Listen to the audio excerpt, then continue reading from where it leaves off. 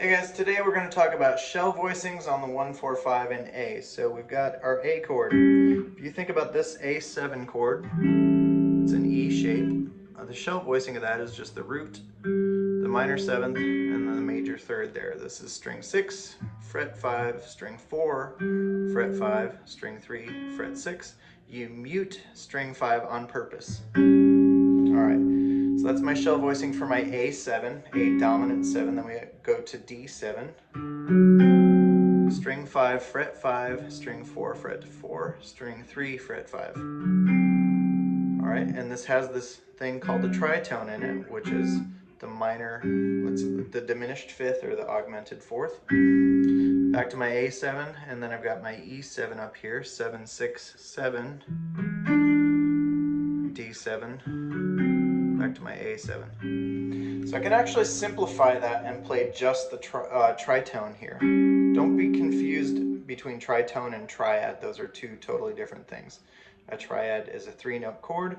A tritone splits the octave and is a dissonant sounding interval that wants to resolve. So here's this is implying my A7, but it really doesn't have enough notes to be a real A7. So if you're in a jam and somebody else is playing an A7, you can get away with this. Alright, and then you go to the D7, you just go left 1 fret. That's your 4 chord, and then you go back to your 1, and then your 5 is here, then your 4, then your 1. So that would be like a 12-bar blues in A's. Quick change to D, back to A. D, A7, E7, D7, A. Alright, and then you can throw your blues scale, pentatonic scale stuff in there too.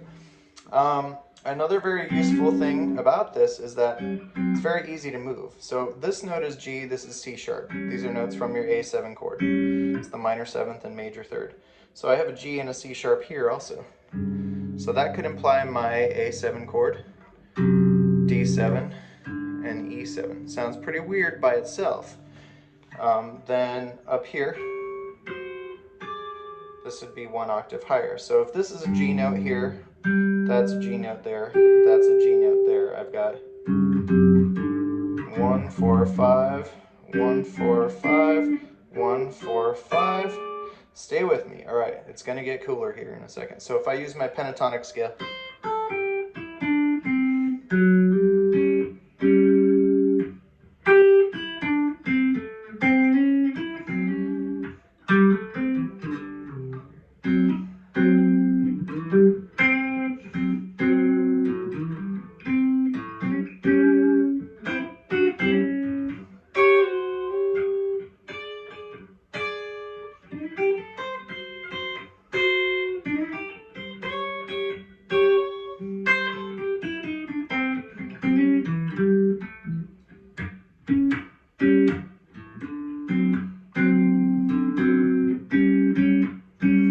and you can also do like arpeggios of that.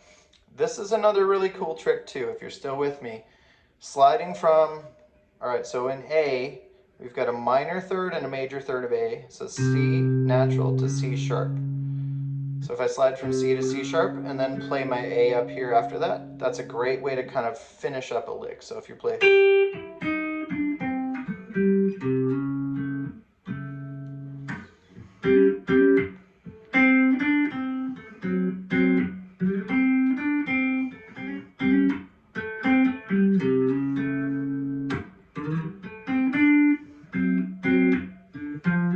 that's how I do the same lick in D. A,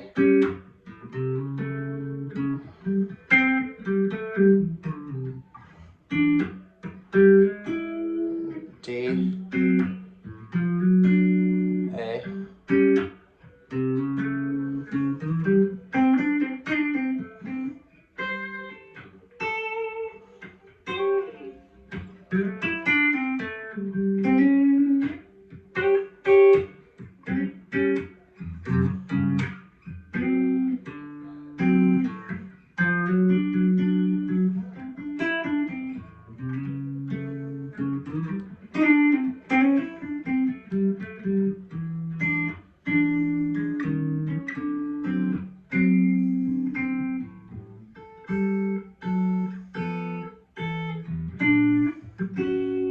So I just played B flat 7 to A at the A7. And then you can add the 13th in there just for fun. All right, hopefully that's helpful. Play around with your chords. Look for chords in addition to scales. It really helps you expand your playing and sound cooler much sooner, because it's actually pretty simple to move them around once you figure out a few tricks. One of them is the B string rule. That sort of throws things off. But if you're on sets of strings like this, this is the middle 2 strings, then you can be on the bass 2 strings, and then the highest 2 strings. And those fingerings stay exactly the same. You just have to get the spacing right between them. And that is movable to any key, which is very nice to have in your pocket. All right, thanks. I'll see you next time.